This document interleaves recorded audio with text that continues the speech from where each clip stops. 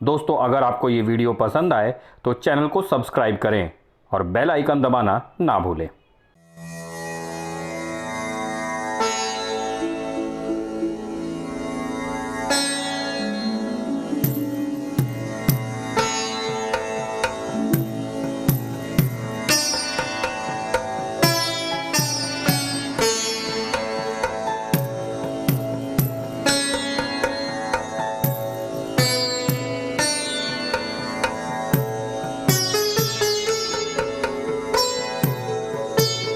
Isha foundation के संस्थापक सद्गुरु ने तमिलनाडु के मंदिरों को सरकारी नियंत्रण से मुक्त कराने के लिए अभियान तेज कर दिया है।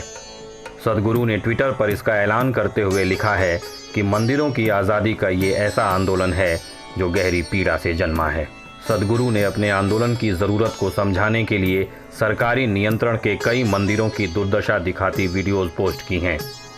किसी मंदिर की दीवारें धराशायी हो रही हैं तो किसी मंदिर में चमगादड़ों ने अपना बसेरा बना लिया है।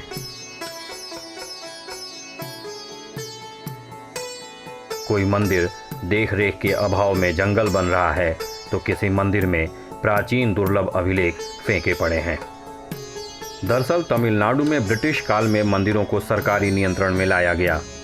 मंदिरों की अमूल्य संपदा की लूट के लिए ब्रिटिश अधिकारियों ने मंदिरों को राजस्व विभाग के अधीन कर दिया। आज़ादी के बाद भी ये स्थिति कायम रही। लेकिन दुखद पहलू ये है कि तमिलनाडु की सरकारों ने मंदिरों के रखरखाव पर ध्यान नहीं दिया, जिनसे ये धीरे धीरे खंडहर में तब्दील होने लगे।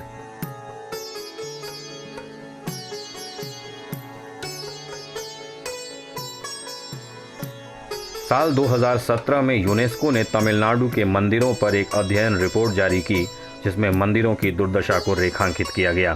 राज्य सरकार के नियंत्रण के 10 मंदिरों के अध्ययन के आधार पर यह रिपोर्ट तैयार की गई थी। तमिलनाडु के मंदिरों की हालत कितनी दयनीय है, ये तो खुद सरकार द्वारा दी गई जानकारी से भी साफ हो जाता है। जुलाई 2020 में सरकार ने मद्रास हाईकोर्ट में ये जानकारी दी कि राज्य में 11,999 ऐसे मंदिर हैं जहां पूजा ही नहीं हो रही। इसी से स्पष्ट हो जाता है कि मंदिरों की ऐसी दुर्दशा क्यों है।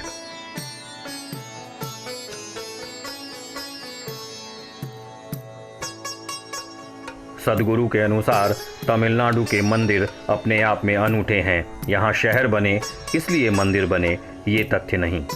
यहाँ मंदिर बने और फिर उसके चारों ओर शहर बने। इसके साथ ही ग्रेनाइट पर जैसी नक्काशी तमिलनाडु के मंदिरों में है, वैसी दुनिया में कहीं नहीं। इसलिए ये सिर्फ पूजा स्थल नहीं, ऐतिहासिक धरोहर है, प्राचीन ज्ञान की, प्राचीन संस्कृति की, जिन्हें संरक्षित किया जाना ज़रूरी है।